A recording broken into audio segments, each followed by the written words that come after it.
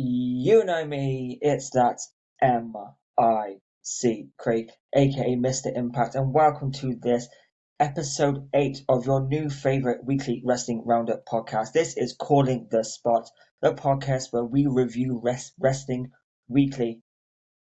That's this week, next week, whatever week you decide to listen.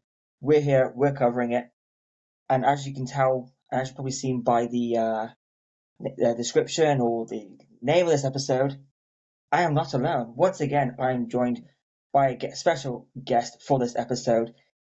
You may know from TikTok, good quality content on TikTok, positivity about wrestling. It's all good. It's what we're all about here on this channel. Is positivity about pro wrestling. I'm joined by the one, the only, Rue on Wrestling. What is good, my friend?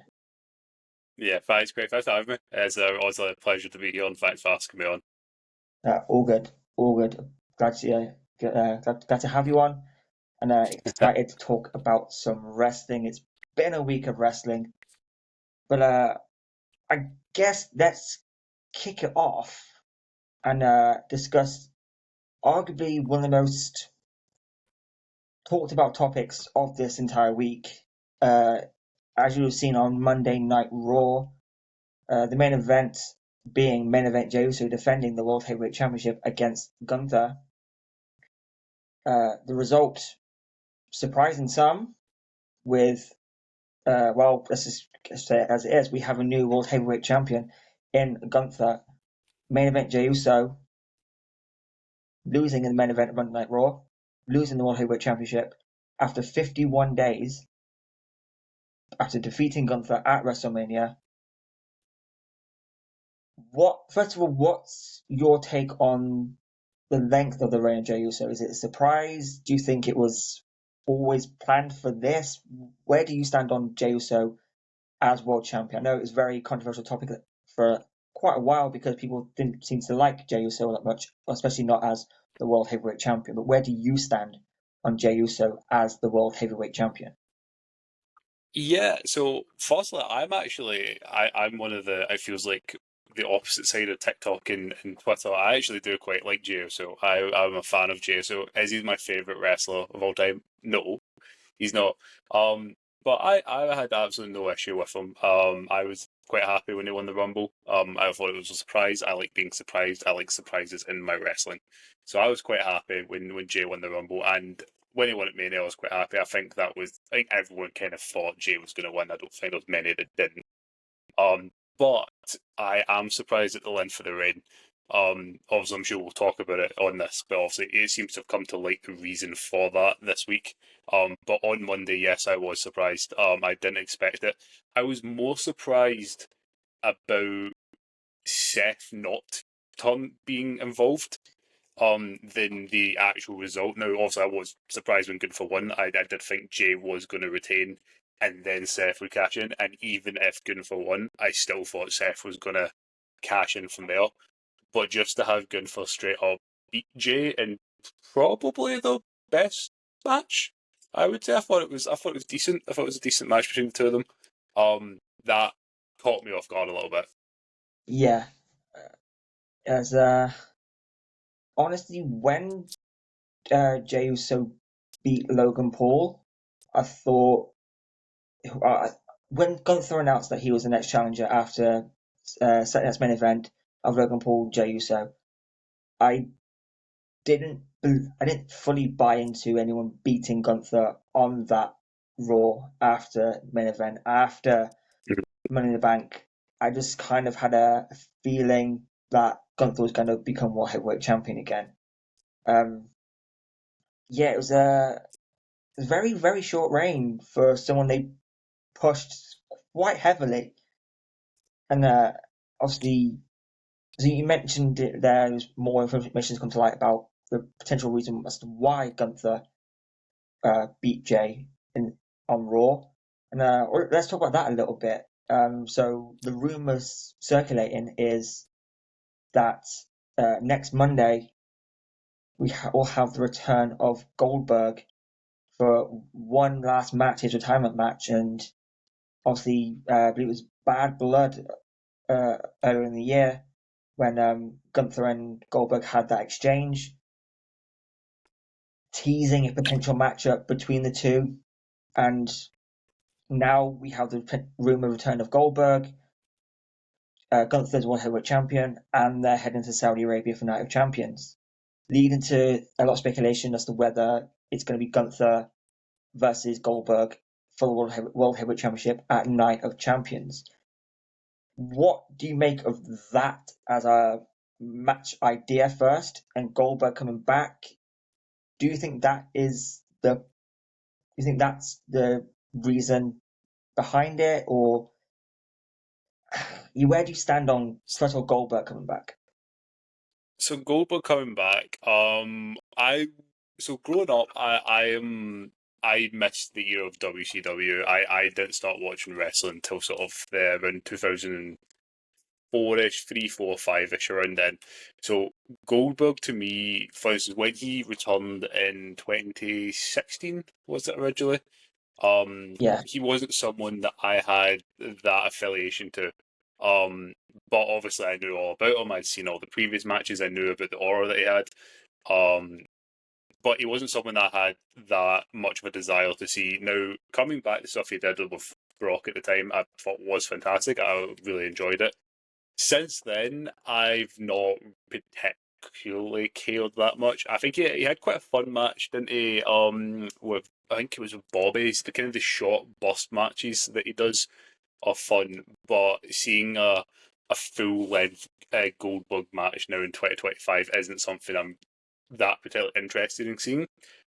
But with it obviously being, and he's also been quite outspoken about it, with it being his potential last match in his retirement match, and him wanting to do it in the WWE, I don't think there's a better opponent than Gunther to do it. As you pointed out, and I actually completely forgot about the stare down at Bad Blood that they had. I think if someone's going to pull a very fun match out of the arse of Goldberg, it will be Gunther. So I'm okay. I'm absolutely fine with that. I said I wouldn't be too bothered about seeing Goldberg, but see, against Gunther, I think it's quite an interesting mix there. But I also totally agree with what you were saying, the fact that I think it will be, well, as you said, for the World Heavyweight Championship, but potentially maybe at Saturday night's main event. Just because, and it's because of sheer pettiness, obviously WWE are going head to head with All In AEW. To put something like this caliber, Goldberg's retirement match on that is going to turn some people's heads. It's really petty. I hate this counter programming and stuff, but I mean, I understand it. I'm not a complete idiot. I get it. It's just not, as a fan, it's a bit shitty to see. Um, but yeah, I can see them doing it at Saturday's main event for the World Heavyweight Championship. Maybe they won't necessarily announce it as like career versus title. Maybe that's a bit on the nose, but we all kind of know it's Goldberg's potential last match. He's been quite outspoken about it. yeah, he's made it clear that he's looking for one more match, and we've got all the pieces falling into place, if you like. We've got, Gunther now has something to, not that he didn't have before, what's the word? Like a reason for Goldberg to want to face him. Obviously now Goldberg can put his career on the line, but Gunther didn't really have a lot to put on the line for this match to make it worth Goldberg's time, if you like. Now he's the World Heavyweight Champion. Now Goldberg is probably going to be interested. I mean, not to say he wasn't in the first place, but it adds more to the match than just, well, it's Goldberg's last match, so let's just put Gunther in there. Why not? Exactly. Totally agree. And like I said, you got that hostile matchup. Um, so I'm with you on the Goldberg thing. I missed all the WCW stuff. I missed his original debut in WWE, against The Rock and Triple H stuff, and how the Chamber stuff, all that. Missed all that. So it's never really someone I was really that invested in. I agree the Brock stuff in 2016, that Survivor Series, and then on to Mania, all really well done. But I mean, seeing Goldberg and Gunther in 2025, doesn't do an awful lot for me, but as you pointed out, it's kind of a counter programming thing with the AEW show coming up. Uh, but yeah, it was to see Jey Uso lose, and now the Goldberg stuff. It feels like very much, well, this is what we're doing, and this is that from now on. So Yeah, I agree. I agree with that. It seems quite on the cuff. They're just kind of the J one is particularly surprising because of the reaction he still gets. I did think it was going to go on. I didn't think it would go on past SummerSlam. I didn't think we were in for like a Cody or Roman style reign from Jay. But I'm surprised at 51 days. Especially with it just being on a random episode of Raw. yeah, That does make it feel even more like you said there that it was a last minute thrown together. Like, oh, we now have this match. We're going to do this instead, which is a bit rubbish. I do feel for Jay there. so on Jey as the World Heavyweight Champion, can this be considered a successful run as the World Heavyweight Championship? The World Heavyweight Championship since the return has kind of been, it started off with Seth, which was decent. They had to build this title back up, build this title up because it was, going up against Roman and the insane run as WWE Champion. So they had to make this title feel some kind of feel important. To then, went to is it was he was from any of the titles. It was Seth, then Drew, then Yep. Priest, then um, then Gunther, now Jey, Yep. and now back on Gunther. Can this be considered a successful run as the World Heavyweight Champion when, in my opinion, the World Heavyweight Championship lineage hasn't been all that solid? Yeah, it's quite a weird one, and I hadn't really thought about it until you mentioned it there. It depends what you consider successful, because if you look at the reactions in the arena, I would say Jay is probably one of the most over world heavyweight champions that they've had. Yeah. Crowds love him. People still, the children adore him. But if we're basing it on, as I said, match quality, not that there's been anything wrong with the matches, to be fair, but on match quality and I guess just general aura as a champion, not just from the crowd reactions, but in ring, I guess it hasn't been if you compare it to. I think the best one, and as you said, it's not exactly had many. The best one's probably been Seth. Drew, we can just ignore. Yeah. He was Drew doesn't count. And then I would probably put Priest over Gunther. Gunther's I didn't think was all that. Like Gunther himself was incredible, but the actual reign, I thought it was far better with the IC title than it was with the World Heavyweight Championship. So in that terms, I would probably put it Jay's reign towards the bottom. It just depends how you look at it, though. Like as I said, like people still love Jay, and they love Jey, so they're gonna continue to love Jey. So, I'm happy for him because I personally don't foresee Jay going back into that main event and staying there, ironically, for it being main event Jey. So he might get something like obviously we've done like the tag match with Cody or something. He might get that, but I don't foresee him going back and having a world title reign. He might get mid card, and if not that, what I'm quite hoping for, the Usos might get back together. They're one of my favorite tag teams of all time. Yeah. So I'm hoping the Usos get back together. But I think this is it for Jay. And whether or not it's been a good reign or not, I'm happy that he got to have this reign. To say that he has been world champion. Especially for the work. I mean, I think a lot of people, and I keep getting faked out by this. I keep forgetting how many new fans there are, especially since the Netflix switch. Because to me, you hear folks saying like, "Oh, Jay's so undeserving for this, undeserving for that." Jay and Roman carried the Bloodline story right the way through 2021 and 2020. Like Jay was so solid. Some of the matches that they had was incredible, and I think this is his reward. Was it all that in the end? Maybe not, but I'm happy he had it, and that's all I can really say on Jay. I'm happy he had it, but it wasn't the most spectacular reign of all time, but that's happened. Look at there's many world champions out there that have had horrendous reigns. Yeah, that's it. You can go back on any championships lineage and see some reigns that weren't exactly what they were envisioned to be. But that's the case with wrestling in general. Exactly. I mean, I've always been a fan of Jey Uso. Like I said, Usos, they are one of the greatest tag teams of all time. It's not really that much in question of how good those two are as a tag team. And yeah, the rumors circulating recently that the Usos are getting back together, which I, I've got mixed feelings on because they pushed so hard to make Jey one of the top guys in the company, and he is. And if you look at merch sales, Jey Uso is arguably the most ever guy in the company right now. If you look outside of Cody and like the main event, Yep. even though Jey Uso was kind of the main event, but was never really the main event. I mean, if you look at a man who calls himself main event Jey Uso, how many main events he was actually in where he's defended the World Heavyweight Championship? I Exactly.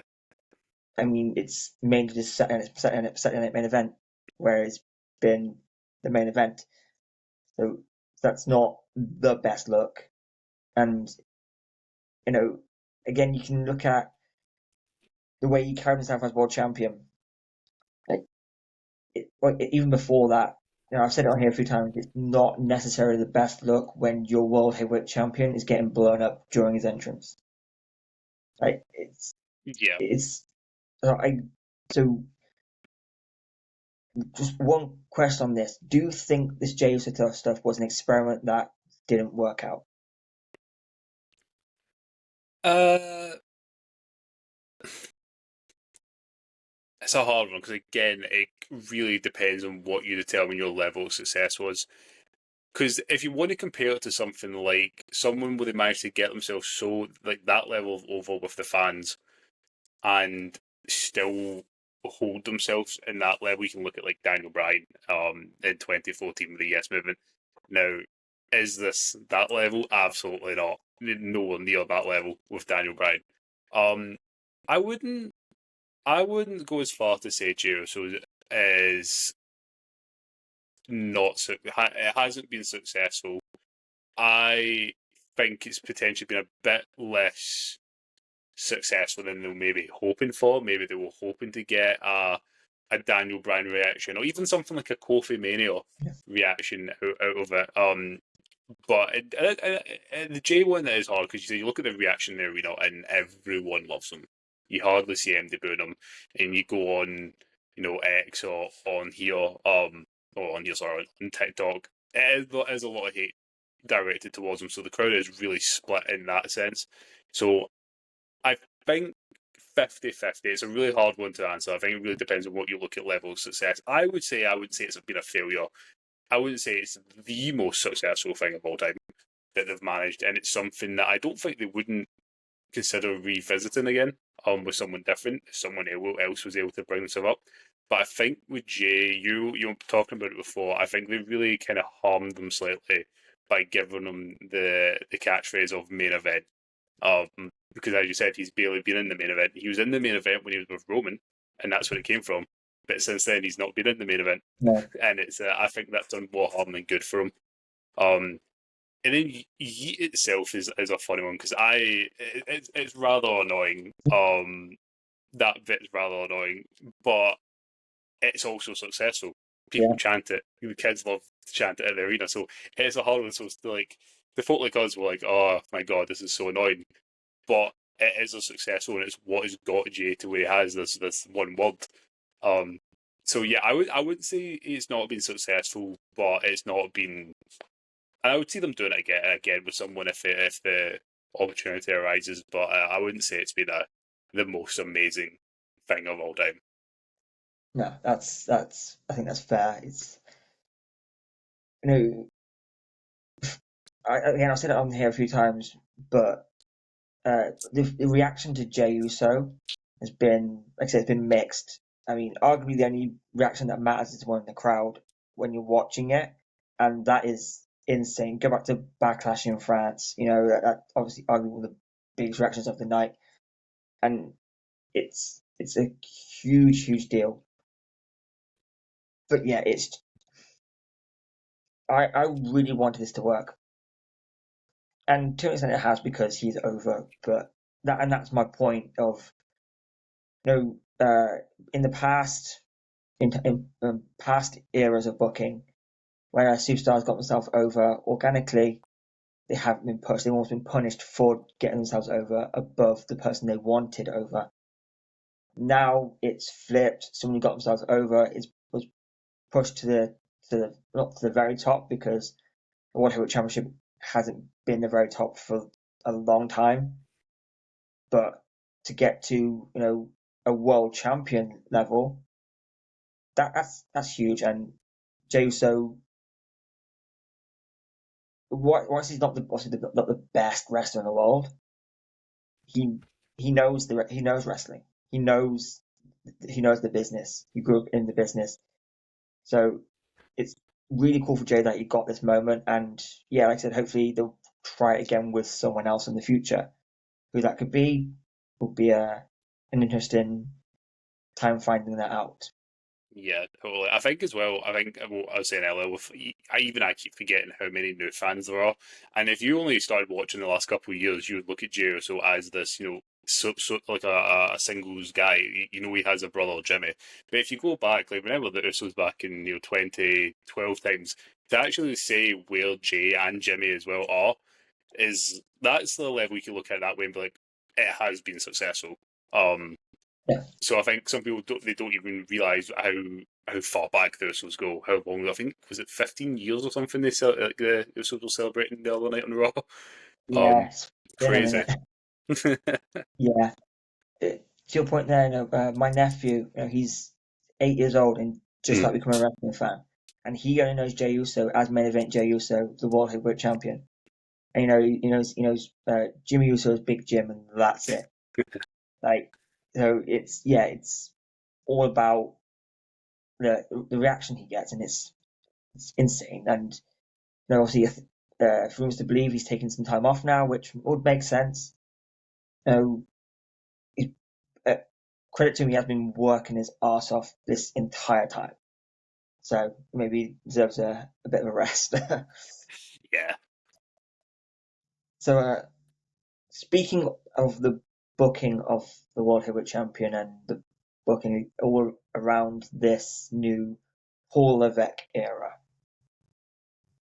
again, recently there's been a lot of negative reaction online to the booking under this new Triple H era, the Paul Levesque era, whatever you want to call it. In regards to not being able to uh, book the bad guys very well, or not being able to book the women's division very well, or not picking up on the fan favorites like the carrying crosses.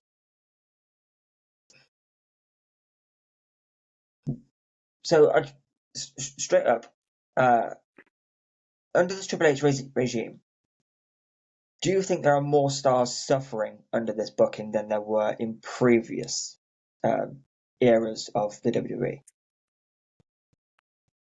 Um, it's a hard one because one part of my brain wants to say yes, and the other part half wants to say no. I think the one thing I would say, just from and I don't. I think a lot of people would agree with this, and I definitely think is I think there's clear tension between Triple H and TKO and The Rock. Um, I don't I don't think they're the best of friends currently. When it comes in because it must be so frustrating. Trying to get the good side out the way first for Triple H. It must be so frustrating to have a plan like for instance the Cody winning the Rumble in 2024. And then for The Rock to come and be like, "We want to do this instead. We're going to go this direction," and it completely changes everything. So that back, I don't think there's a great relationship there straight away. And as I think UK definitely said it in there that recently, especially since the turn of the year, the decline in quality, it's not like plummeted, but I think compared to 2023 and 2024, it's been a massive drop off and a clear drop off in what you're seeing on screen compared to what's also being reported online. Uh, so I feel for Triple H in that sense. Um, However, I would say they have the opportunity to do more with people, but they're still not. You look at SmackDown, especially since they went to Netflix, it's gone to 3 hours, and they brought in the two women's mid card championships as well. I think a lot of people saying, "Oh, SmackDown will be fine. We've got all these main eventers. We're able to they need to be shown. We've got the Women's United States Championship, but still, it feels like there's like a massive lull in the show. Now, SmackDown last week was actually okay. So that it was okay. It wasn't too bad for that. But since Netflix has came over and it's gone to 3 hours, it doesn't feel like anything's been booked. And you look at like the Women's US Championship, it's still on the card, and it's still in a strange place. Like Chelsea's doing our absolute best, but Yeah, it's not. It's not being booked at all. Look at the SmackDown Tag Team division. They've got these guys. They went out and they proved everyone wrong with the TLC match. So yeah, the booking has been, and I think what's quite hard as well. And maybe this is me with my like nostalgia goes on a little bit. What's so frustrating is I remember watching. I've watched NXT since it started in 2012. Not so much the game show NXT, but mm, the black and gold brand NXT in 2012. I've been watching since then, and NXT from then right the way up till when Triple H left, even 205 Live when it was on, it was booked so well. Now, granted, not as many people watching 205 Live, which I thought was actually about a shame. Was quite entertaining. yeah, there's Um, lots of like, exactly. So like Triple H can book, like he can. He knows how to book. I think part of the issue is for maybe two reasons. Firstly, and I've spoken about it, is the clear tension between him and TKO. A bit of I guess these guys in suits who maybe don't know wrestling and they think they do, and making crazy decisions like recently, also like the R-Truth stuff and all that. I'm sure we'll chat about that, but like that was just whether you there's positive and negatives to it. I think just on a general what R-Truth stands for and means to the company to do what they did, I think was insane. A yeah, crazy decision that's obviously came from the board, being like, we've not got anything for him, let's get rid of him, which I cannot understand that at all. I think that's mental. yeah, And what I was saying about NXT and where I think Triple H maybe struggles a little bit is NXT was such a not a small roster, but he only had to book for the takeovers, 5 or 6 match cards, and every match in that card was a 5-star match. Those takeovers in 2017, 18, all around then were insane. yeah. uh, Oh, it's insane, yeah. Particularly the absolutely tag team crazy, matches, weren't they? Oh, Exactly. So I feel like I think it's to say that Triple H, folks have been like, oh, he doesn't know what he's doing. He does know what he's doing. I think he's maybe potentially struggling with having such a large roster and such a large roster of top stars as well. I know that's kind of such a first world problem to have. Wow, yeah. everyone's so good, but everyone is so good. Like you seen, like I had LA Knight to win Money in the Bank, and you seen the outrage when LA Knight didn't win, and it's like when's it going to be his time? So it must be really hard. I will say I don't think Triple H exactly covered himself in glory with how he handled the press conference. That slightly annoyed me, the way he took the R-Truth question and was like, Yeah. is he? We're playing news, and it's like, oh, shut up. Like, we're not stupid. Some of us are, but we're not all stupid. So I wasn't a fan of. That slightly annoyed me with Triple H. But I do think the criticism is justified because it's the proofs right there. Like people are being underutilized and not booked properly to their full potential, and it's frustrating to see. Yeah, it is. And you mentioned the NXT stuff. I feel like maybe with NXT it was like lower stakes than it was booking everything. Obviously not in charge of the NXT stuff and all that. Obviously that's Shawn Michaels' domain now. but it was very low stakes for NXT, and they delivered because it's all they had the developmental um, banner thing they can hold up. Well, this is just they're learning, so if it's going to be good quality, but they are still learning kind of thing. And it is the same now, and it's obviously more so because of the NIL athletes coming through. None of them have already wrestled before, so that's more the case now. But in terms of the main roster booking, especially on SmackDown, it is unbelievably stacked. And you mentioned the Women's United States Championship. Zelina Vega is the Women's United States Champion, and when she makes her entrance, it's a minuscule pop, if I, you can even call it a pop. I was going to say minuscule pop. I think that even still a bit of an over Yeah, exaggeration. It's silence. and that is really unfortunate. You're pushing. This is the first or second ever Women's United States Champion, and there's not a lot there for her. You've got a feeling with Chelsea Green and the Secret Service, and for some reason you have a Bakersfield brawl on the Go Home show for Money in the Bank between Zelina Vega and Piper Niven, which maybe I missed something, but I don't know why this needs to be this type of match. So I get it, Chelsea's injured, and you've got to keep this going somehow, but there's a lot of questionable decisions in terms of let's just make this for the sake of making it. There's not an awful lot going on in terms of a story, if you like. And Yeah, it is wrestling, so it doesn't all need to be a story. But this is your feud for your Women's United States Championship. yeah, totally. And that's fine. I'm okay with them trying stuff. I'm very much when it comes to wrestling. If I love, as I mentioned earlier, I'm happy with being surprised and things come out of nowhere, and I'm okay with them trying stuff as long as they understand when it doesn't work, and then they'll go, okay, we need to change it. Um, I mean, they are starting that, I think, with the Women's US Championship, but it's still taking a while. I don't think there's been a more predictable match outcome ever than when we eventually get Julia versus Selena Vega. Um, it's Yeah, it's the most predictable outcomes I've ever been, and I just said Zelina's a weird one because I've never heard anyone really say a bad word about her. Even myself, whenever if you said to me like Zelina Vega, I'd be like, oh yeah, Zelina Vega, yeah, it'd be cool for being US champion. But as you said, it was the first night she came out, and it was just nothing, absolutely nothing. And then I don't get me wrong, I feel like she's also in a hard position because she's going up against Chelsea, who's clearly everyone likes Chelsea Green. yeah. So it's not exactly an easy position to put her in, but it's not working. So let's switch it up. Let's play it. Let's do something different. But they're just taking their time to get to it. That's it. I mean, I'm pretty sure this might be a Mandela effect thing, but when Zelina Vega first moved on to SmackDown as a solo artist after leaving the LWO, I don't think they said her name at the start of uh, music.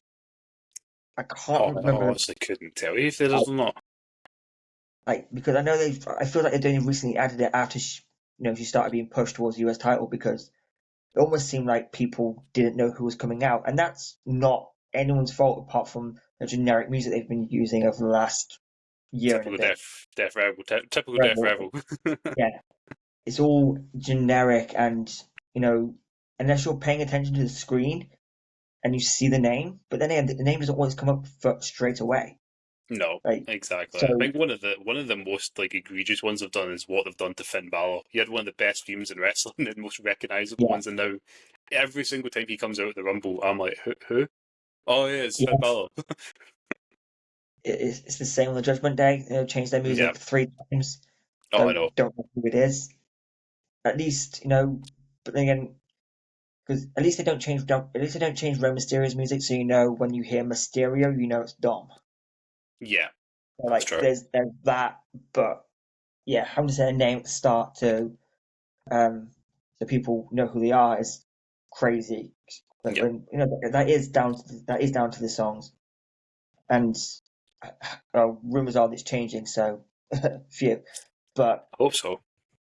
yeah, it absolutely needs to. It's difficult. Because like I say, it's very generic songs. Very create a wrestler kind of vibes.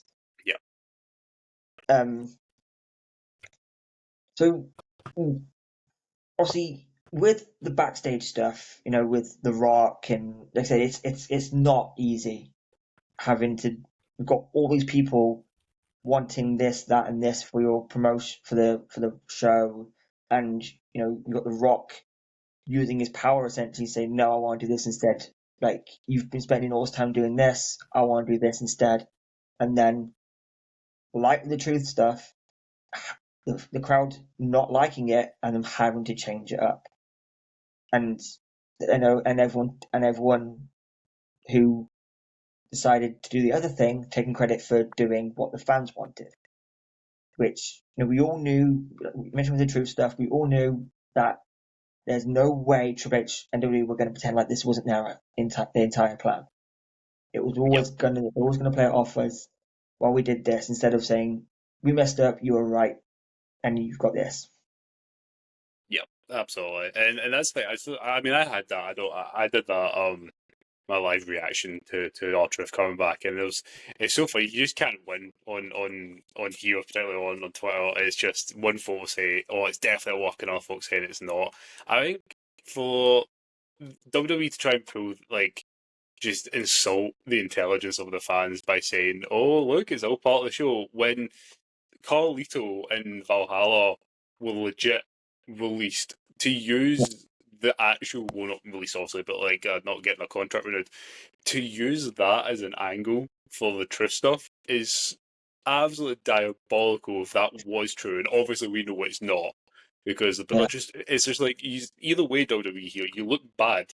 So like what he's doing, yeah, if he's just want to hold your hands up and be like, you know what, we we effed up, like, here you go. Um, it's maybe it's still not a great situation overall that they did this in the first place, but at least taking some accountability for it. But just to insult the intelligence of the fan, I hated that what Triple H said on the after show. I was like, what are you doing? yeah. Did you enjoy the show? All part of the show? Like, come on, don't do that. Don't do that. So another thing on this, obviously, the entirety of the discussion seems to be on the Triple H booking, but an opinion I had on it was this has been WWE pretty much from the beginning. Yeah, well, more so from the 2000s and when they created two brands. It's very. I feel like they've never really known, unless it's their top star. They don't really know what to do. If you're not a champion, or even if you are a champion but you're not the champion, you don't really know what to do. Like, is that something you would agree with? That it's a trait of WWE in general, or is this like a Triple H thing? It's a fair point to be. You say it. And it makes sense when you look back that a lot of, as you said, when they're not in that championship picture, have just floundered. I think some folk are so good that they are able to pull it off, obviously, without being that.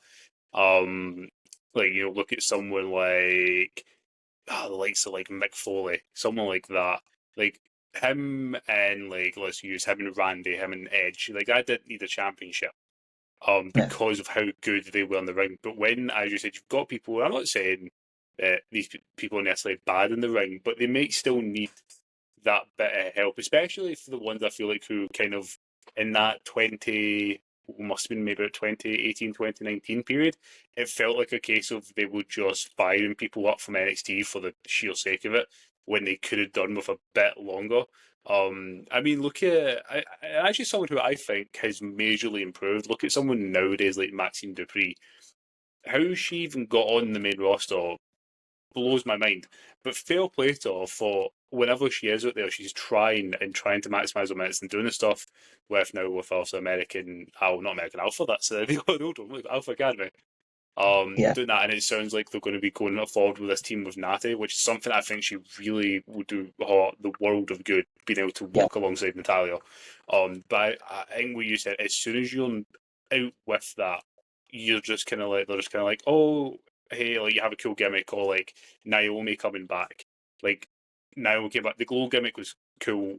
She always got big cheers. Everyone's like, oh, like, happy to see Naomi. But that's just where it ended. Folk were just happy to see Naomi, and they didn't know what yeah, to do with her. Whereas now, I'd say, obviously, yeah, there's a partly on the booking here, but I think Hall herself has gone out and absolutely killed this new character that she's got to the point where it looks like within the next year she will probably be your next women's world champion, or at yeah, least one of them. yeah, So absolute props. But I do agree. Now that you've said it, and I actually think about it, I think that is something that tends to happen in WWE a lot. yeah. It honestly, that thought only came to me the other day. I was actually on a live and someone tried to bait me into having an argument with them, but I was like, let's just use logic here. Like, this is what WWE have done. You know, you can very much relate all you want, but NXT was a success, and then they tried to play it as though, well, no one from NXT is box office level, uh, which it isn't true because go back to the very first NXT, or not the like I mentioned, not the game show stuff, but this year at WrestleMania Night One, 2/3 of the main event were NXT stars, Yep. and with the entire card, and pretty much everyone has been involved in NXT. Minus the people who came from TNA or came from AAA or AEW. Like it's very much Triple H can book, like you said, but maybe it's the high stakes of being the boss. Yeah. Like I think so. it's I under think what you him. said is what you're saying as well with NXT, and I totally agree. And I think you're completely right. Is that all those stakes aren't there, so they can try something, and if it fails, it fails. But with NXT being what it was, I think most things tend to not fail because of how on high stakes it was, and also I think part of that kind of falls into what you just mentioned, we were chatting about, is the not pretty much everyone in NXT on a takeover were the champions and also the number one contenders. Yep.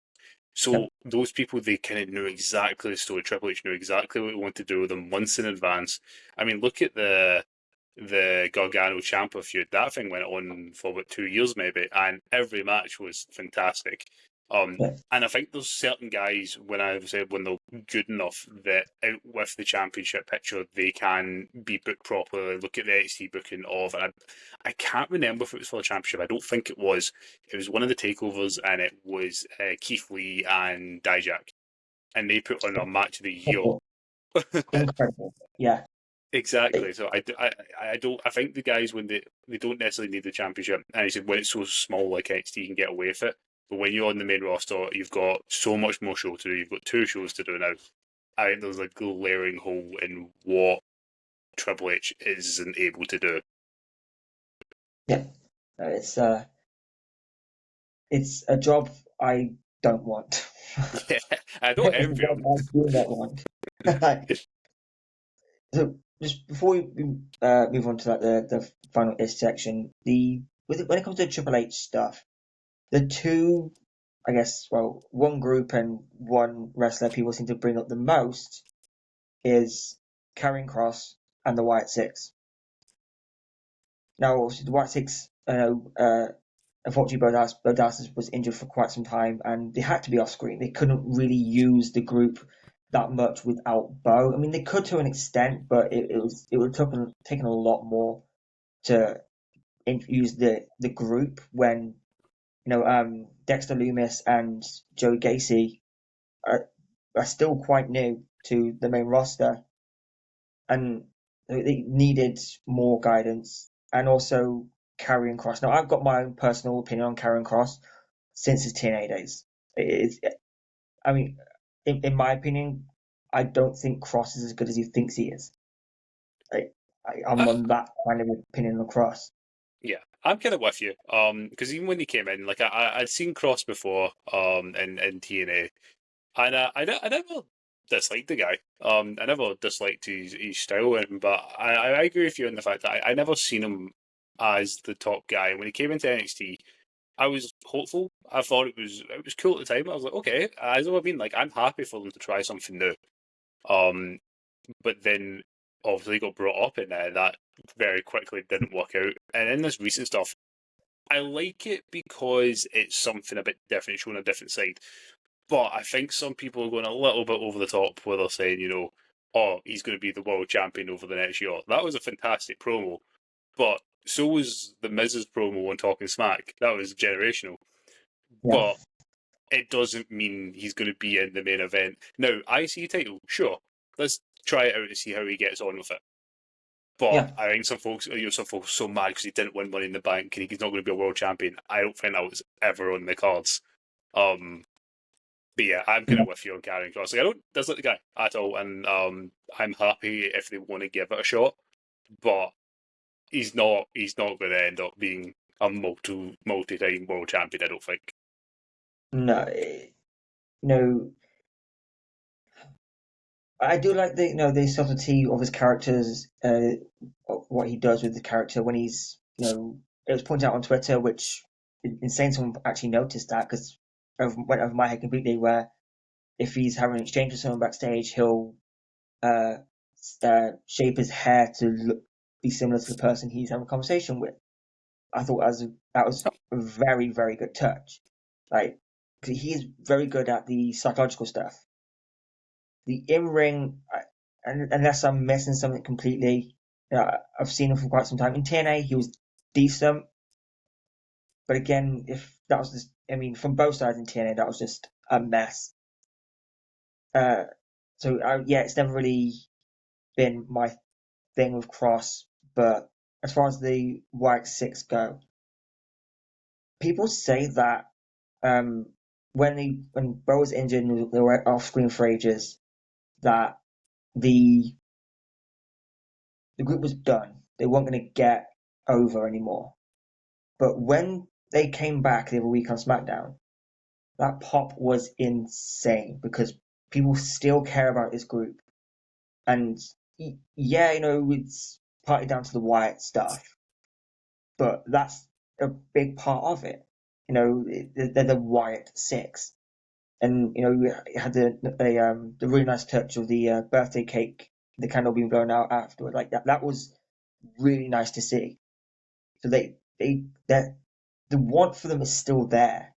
It's And obviously now they seem to be going after the tag team titles, which again makes it interesting because they needed someone like this. Where do you stand on the Wyatt Six? And obviously they came in really really hot, and then obviously injuries fizzled that out. But do you think they can make the Wyatt Six what to take them to a level where nobody wanted them originally? You think, or is it's going to take them more and more time to build? Do you think the time off hurt them to the extent where it's almost unfixable? Um, so I think there is a solution, and I think they can get to that. And it's funny because when she first came, I was like, I didn't really want her involved with this, but it's the route they're going, and the answer to it is Alexa Bliss. I think she's the one that will be able to help pull them up, especially if she takes a lead role in the group alongside Bo. Um, I think they could quite easily be a main event faction in there. The thing with the Wyatt Six, and I think this also goes back to Bray Wyatt and the Fiend, and again something we talked about earlier was also the fact of people being able to stand out without needing a championship and not being booked correctly. And when they could, the Wyatt Six is actually a faction I don't think needs a title. Same with the Fiend. The Fiend didn't need the Universal Championship. It almost made no sense when he did win it. It was like, why does he care about the belts? Same with the White Six. But as you pointed out, obviously unfortunate with the injury to Bo. That would just that did definitely harm the process they were on. But they don't necessarily need the championships if booked correctly. The fact is, though, I just don't trust them to not book them correctly. So I think going into and after the tag team championship is a good idea. The only thing is, if they have the tag team championships, there's so many folk in this group now. Obviously, I mean, who would win? Probably Dexter and Gacy. That'd probably be the Yeah, champions, I would assume. that Like would be from where it, I put them. exactly. So Yeah, you've got Rowan, you've got Bo, you've got Nikki, and you've got Alexa. Then what did all of them do? And I think quite similar to what they did do with the Wyatts. I think the best thing, and also unfortunately, early on they didn't pull the trigger with Bray, is probably going up to the main event and just giving it a shot, and whether that be Bo or that be Alexa. And I think Alexa's probably better suited for leading the faction and being the women's champion down the line than yeah, Bo necessarily would be being WWE champion. But I'm not against it if they want to give it a shot with Bo and see how he gets on. But I'm excited to see them in the tag team division, see what they can do, and I think the success, although the reaction, as you said, was still crazy when they came back. So I think the want from them still there. I still want to see them. yeah, It was frustrating not getting to see them. Um, but it will be interesting to see how they kind of progress over these next coming weeks. yeah. No, I do agree, and I'm on the same page with you as on the subject of having Bliss join the group.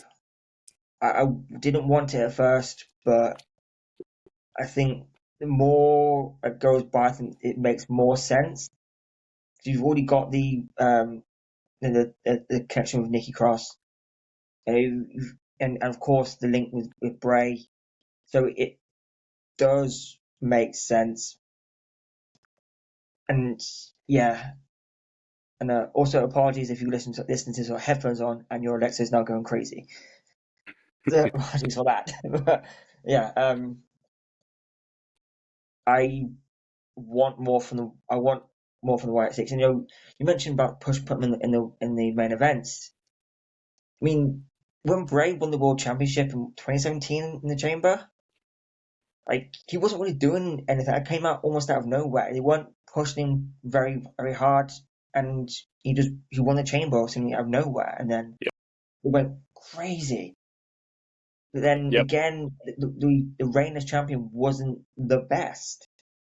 yep, So I mean, arguably, the Universal title reign as the Fiend was his better run as a champion, despite having to lose to Goldberg. yep, So, but again, he didn't really need it, but uh, he got one of the best looking custom belts I've oh ever yeah, seen. yeah, oh yeah, oh absolutely. So it swings and roundabouts on that, but yeah, I think there's definitely more to come for the White Six, and yeah, going for the tag team titles is is a is a decent idea, but like I said, is that going to be their limit as as in terms of chasing championships? Because are we going to make Eric Rowan the United States champion, the only champion? Is Bo Dallas going to be the WWE champion? Probably not. No, So yeah, yeah, where they need some. This is where I agree with the booking of the booking needs to be improved, especially for this group because they need to make it so they don't need the championships. yeah, Like you pointed out, I think I, so. I mean, look back at 2014 with the Wyatt family and like the stuff they did with like Daniel Bryan. Like, if you want to play into the spookiness of for 2013, whatever it was, if you want to play into the spookiness side and the booking's correct, or look at the Undertaker. Undertaker wasn't evil. He's only something like I get this wrong. Is he not only about a 5 or 6 time champion? I think so. Yeah, He's it's not like he's a 12 time world champion or anything like that. Like because the Undertaker, the character and the booking itself was done so well. Like you don't need the championship. But I agree with you. I think at the minute, especially, you're kind of struggling with that without needing someone needs to have the championship to have good booking. Now, I'm not saying well, it's not the case for everyone, but it's a generic term that seems to be happening. yeah, it's something that should be like I said, someone who knows how to book that stuff is going to book it really well. But there's Mm-hmm. also a lot of stuff they've missed out on already. Uh, like stuff with the Miz. They've forgotten about that altogether. The Yeah, stuff with Gable, I know it's Raw and SmackDown, but there's a lot of stuff that they've kind of just forgotten about, and now, okay, we're going after the entire tag team division. So exactly. it's I really want this to work because I'm a huge fan of the White Six. I think they're all so suited to the characters they play, so suited, Yeah. especially Dexter Lumis and Joe Gacy. Hmm. Those two are my favorites in this group because I was fan of Joe Gacy in NXT Yep. and part of the schism, all that stuff, and Dexter Lumis in TNA as Samuel Shaw, and then to basically the same character in NXT, and then the index stuff, all really good stuff. So they know how to do this. They Yeah. just need a bit more direction. Yep. Agreed. And on that note, we're heading to just a nice little segment at the end to wrap things up, like we do here. And I thought I'd do some wrestling would you rather. So if you know how would you rather work, I give you two options and say which one would you rather have or rather Yep. do. So let's kick things off. And on the same thing as the World Heavyweight Championship, we'll go in with would you rather Jacob Fatu have a shorter World Heavyweight Championship reign than Jey Uso, or Logan Paul break Roman Reigns' record as WWE Champion? I think it's actually quite simple. I am going with Jacob because Jacob Fato, even if has a short reign, will be champion again one day. But I'm taking Jacob. It's part of me now. This is the inner anarchist to me that would wants to see the internet burn when and if Logan Paul was to become WWE champion. I would hate it, but there's part of me that wants to just see everything go to shit. Yeah, it would. It'd be an interesting place that day. It would be, but no, I think Jacob, especially if the story's right as well. Depends who it was to. I'll take Jacob, so at least we get him for that short time. But no, I have no worries that he wouldn't regain it quite soon after. Fair. Should have added a caveat to only one reign, but we move Okay, on. sure, yeah. Should have added a caveat, but I didn't think of that. um, the next one I have is would you rather you go back to one night of WrestleMania or 2 hours of SmackDown instead of three? I thought you were just. Oh, that's odd.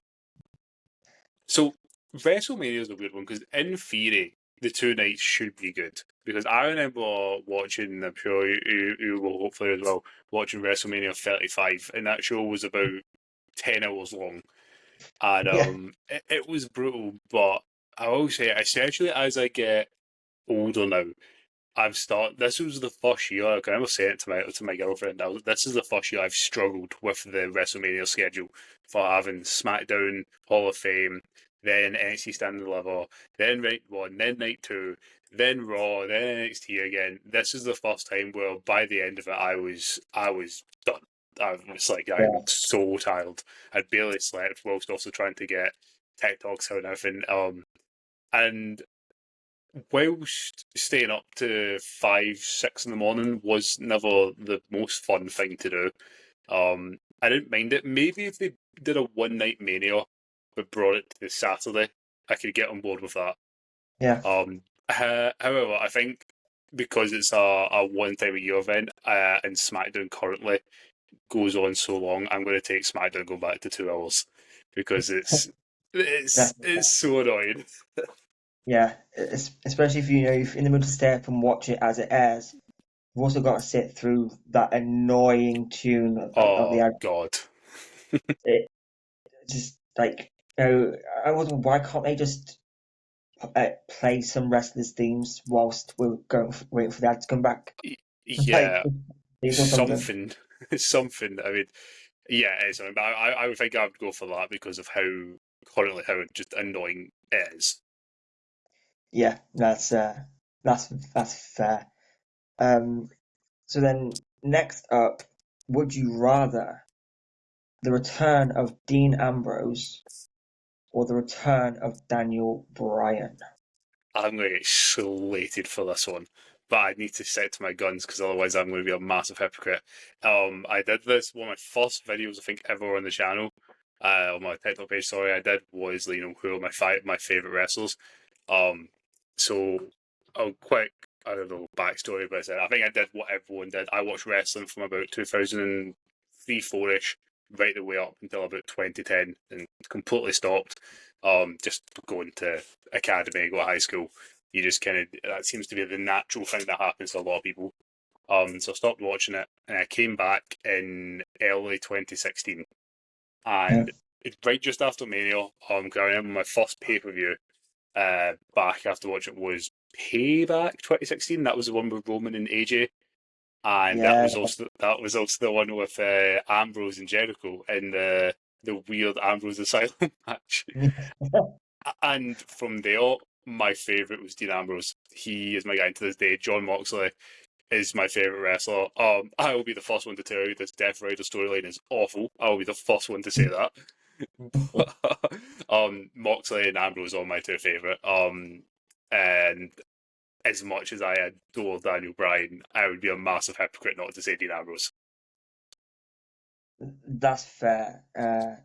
Yeah, I would absolutely go with Ambrose too. And this may be some may consider this controversial, but the Daniel Bryan, the Yes Movement, WrestleMania 30 stuff, Mm. I didn't really care about it. It wasn't my thing. I couldn't get invested in Daniel Bryan, and this is where I was watching it regularly. Like I go through periods of not watching it regularly, just watching it when I could be bothered, or if I had Sky and wanted to watch it, I'd put it on. But the Yes Movement, the Miracle on Bourbon Street, all that stuff, Yeah. it was never my thing. I couldn't really get behind it. Even when he Yeah. won the World Championship, at SummerSlam against John Cena, again, couldn't really get behind it. Was never General Brown was never really someone that I could that I Yeah. would really get behind. Like the only thing like that I've got behind firmly was Kofi Mania. Okay. That was like when it's been like it's a trending thing, everyone's doing this thing. It was Kofi Mania for me. That one get right. No, I mean that's the thing that was so cringy, but so true. That's the reason that I love wrestling and actually getting to speak to normal people on TikTok or wherever because we can like I think I love Daniel Bryan. For me, big fan of it. But that's also so cool. If that's not your thing, that's not your thing, and that's what I love being able to chat to folk about wrestling. That's totally valid to have your opinion on it. Yeah, I definitely tried. I definitely tried, Oh, but I can imagine. I can imagine. yeah. I even pretended to be in touch so I could. I was doing the yes stuff to see if I could will myself into Just doing to it. Just try. yeah, it never really hit. It just never really hit. But yeah, that's the beauty of wrestling, I suppose. Yeah. But I think about wrestling. So the next one I have is so imagine if you will, you are a WWE superstar. Which would you rather? Would you rather win the Money in the Bank or win the Royal Rumble? That was really funny. You brought that question up. I was trying to think in my head questions that we'll go to discuss, and that was the exact one I'd thought about.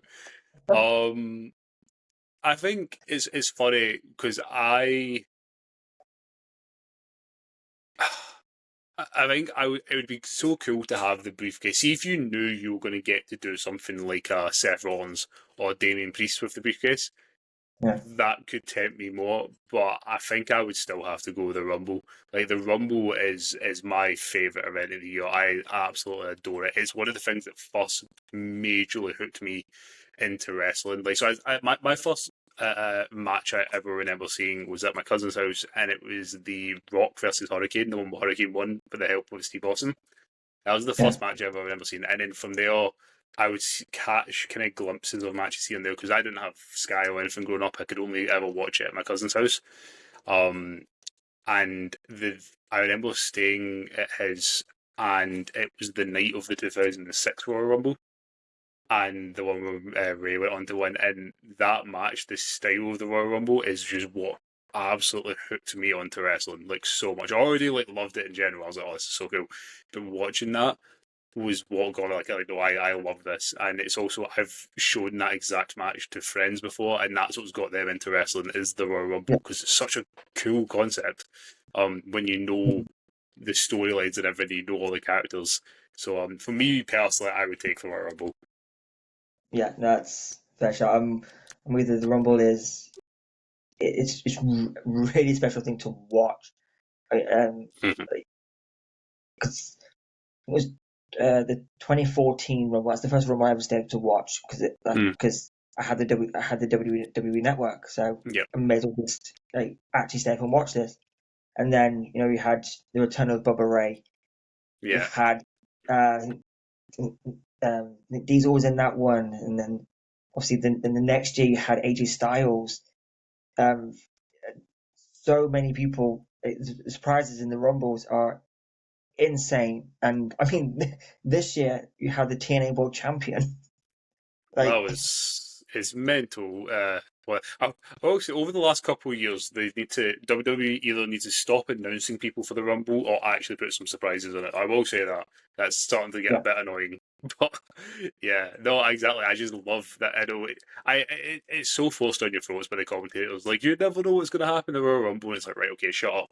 But also, yes, that's the reason why I love the Royal Rumble. yeah, that it's something special about the Rumble. Yeah. Definitely something special about the Rumble. But yeah, I really have to stop.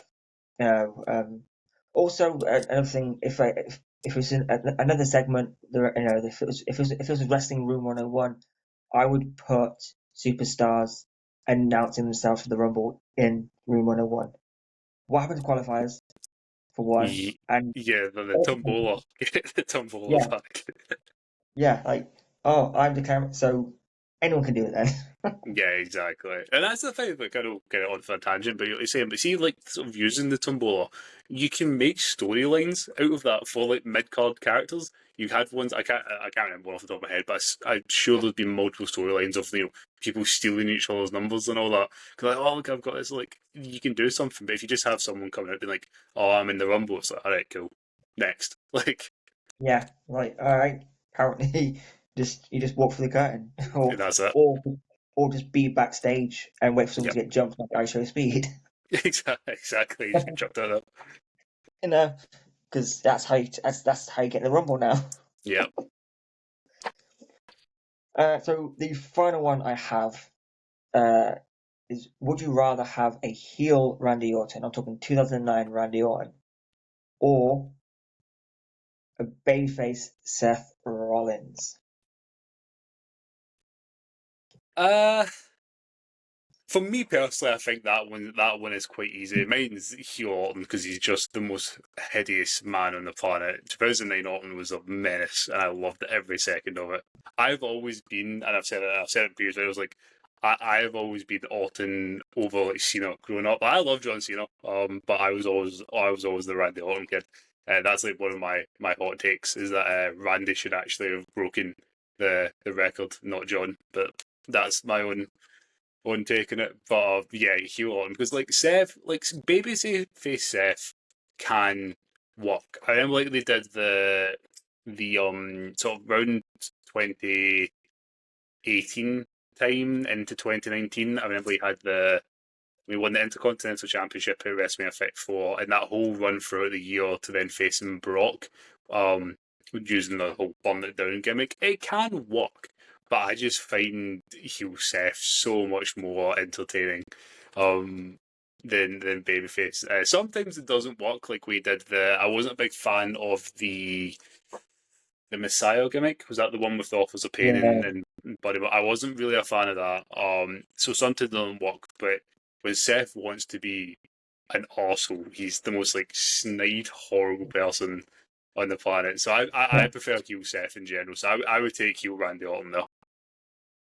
fair. That's very very fair. Uh, I still wish we could have seen. this babyface Randy Orton punting a heel John Cena. That would have been a moment forever.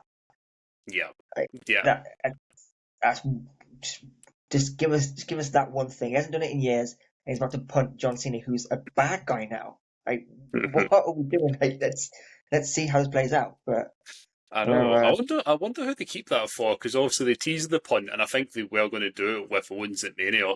I think that was yeah, pretty certain. So I wonder who that's kept for now. As you said, like Cena probably was the next perfect person, but it'd be interesting to see. yeah. If I mean, I've not confirmed, but I'm pretty sure Randy Orton's suspended right now. He must be right. You're okay with everyone. Oh, right. Suspended. Kayfabe, I was like, wait, have I missed some Yeah, news? yeah, suspended. Yeah, Yeah, air quotes for you. It's yeah, I mean, it did RKO everyone, and yeah, although he did pay Nick Aldis for both for 2 times for an RKO, he did a third. So he did, what yes. happened now? Still hasn't been addressed. By the way, still hasn't been addressed. We'll Right, have to Randy wait Orton and see. RKO'd everyone at Backlash, and no mention of it. All right, cool. Gonna wait and see if we ever get Randy Orton coming back and see what happens. But no, I think we can call that a podcast. I appreciate you coming on. If you want to let everyone viewing know where they can follow you. Yeah, sure. So just on TikTok, it's just Ruin Wrestling on there.